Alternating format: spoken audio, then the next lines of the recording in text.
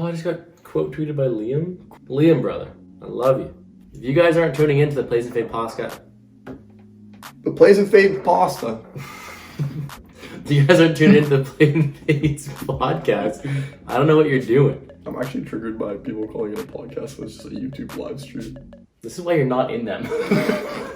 Hey everybody, welcome back to the Plays and Fades YouTube channel. I am your host, Gordo Gamble, joined by this beauty of a man here, Kiro. And we're here to break down another slate of UFC action after absolutely destroying last week's slate.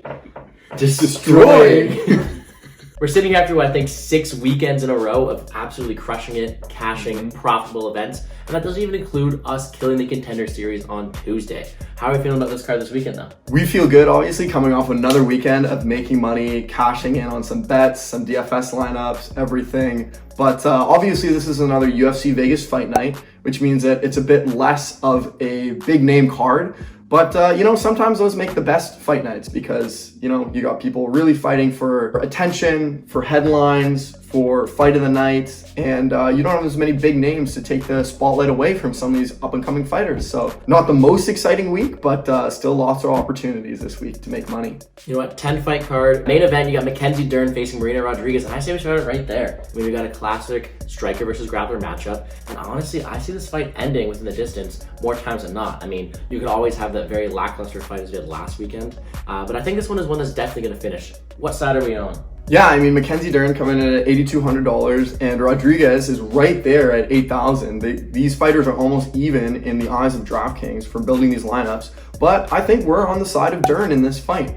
I mean, Rodriguez obviously has a huge advantage on the feet and Dern has a huge advantage on the ground. Rodriguez has been controlled on the ground so many times and has never faced somebody with the fighting skills and the BJJ ability of Mackenzie Dern. So Dern gets that one takedown. This could be a fight that's over very early if it does go to the ground. However, there is also a big discrepancy on the feet in favor of Rodriguez. So as you said, this is a fight that we see finishing pretty early. I know we said that last week and that didn't necessarily go to plan for us. But this is definitely a fight that could finish early. But if we're going to choose a side here, I think there's more value on that Dern side because it's hard to get up once somebody with the BJJ skills of Dern takes you down to the ground and starts grappling you and looking for that finish. I mean, we've seen it over and over and over again. Rodriguez has been controlled on the ground, and she has never fought someone with the capabilities that Dern has here. I think you get one takedown, it's over like that, and Dern will snatch something up.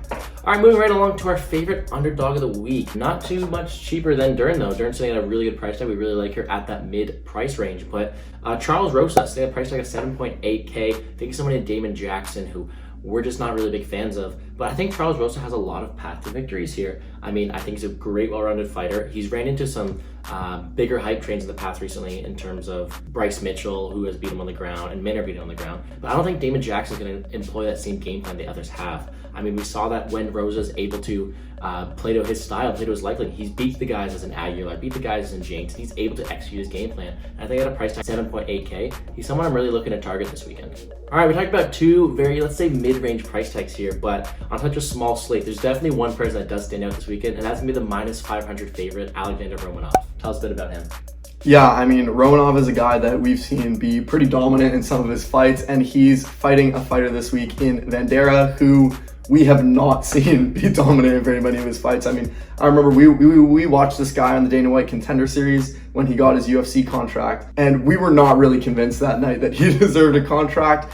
And now he's in there going up against King Kong, a guy who is dominant, who can close the distance, who can take him down, and who's going to try to get those finishes on the ground. Bandera is good on the feet, but Romanov is so good at avoiding that and getting to the ground against the people he's fighting. And once he's there, there's not much that this guy's going to be able to do. So we definitely think that Romanov is going to be worth his money here. He is the highest salary on the card at $9,200, but we think that he has quite an advantage in this fight, obviously, and he's going to score big this week.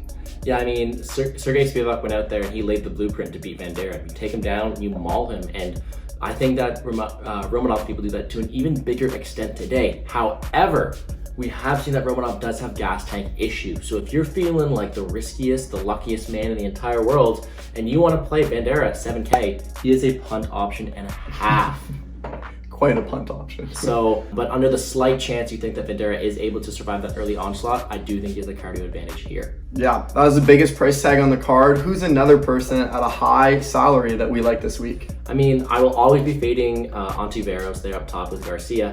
But more likely, I'll be playing more Gutierrez this week. I think he's facing someone in Caleres who will give him that ideal matchup. We've seen Gutierrez win so many striking battles and exchanges. I think he's be able to do it again here. It plays perfect to his hand. I think Gutierrez is going to be able to pick him up from range. He puts out a lot of output, and I think he scores very, very well. On the other hand, someone like Godinez, who just got a short notice replacement just a couple days before the fight starts, is sitting at like a minus 500 price tag, and yet is still at 8.6K on DraftKings. I do think Godinez goes out there and absolutely smokes Juarez. I think she looks pretty good doing that as well, so she is not a bad option at 8.6K as well. All right, looking at one more underdog option to be able to fit in those studs we just talked about, we're going to take someone like Marina Agapova this week. Tell us a bit about her.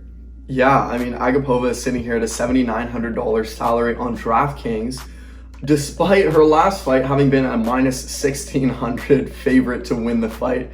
As we know, she didn't end up winning that fight. She got upset in quite impressive fashion, gassed out, didn't have the gas tank to finish off that fight, and now coming into her next fight against Mazzo, not the greatest fighter in the world, she's sitting here as the underdog, even though maybe she shouldn't have been, or she wouldn't have been if she had finished that last fight. So here we have an opportunity to take a fighter who's got quite good skill. She's going up against somebody in Mazzo who isn't necessarily the strongest fighter herself, so she definitely has the ability to get that finish here this week, and sitting at a $7,900 price tag with the skill that she does have is very good value for us here this week. Maybe she shouldn't even be the underdog in this fight, but sitting here at a low price tag. So that's an opportunity for us to take advantage of. Yeah, it's not often that you have a female fighter who does get as many finishes as she does. So I think if she does execute her game plan, has improved on her cardio, I think she does win this fight in quite good DFS scoring fashion. Finally, as more underdogs to talk about this week, I do like someone like Jared Gooden as well. He looked great his last time out against Stolze, starting there, showed a lot of improvements,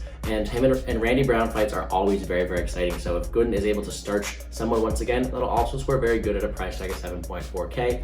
And finally, I love me some Tim Elliott, so I will be playing a little bit of him. That'll be a great scrap between him and Nicola. That'll do it for us here. I mean, a bit of a lackluster card here, but still, I hope to see a lot of finishes this week, a lot of potential to make some money. Make sure you're checking out our Instagram, our Twitter, our YouTube for more content like this. We'll have a UFC live stream on Friday and an NFL video out before Sunday hits as well. So lots of money to be made. Check us out on Twitter at Plays and Fades, and me myself at Gordo Gambles, and let's make some money.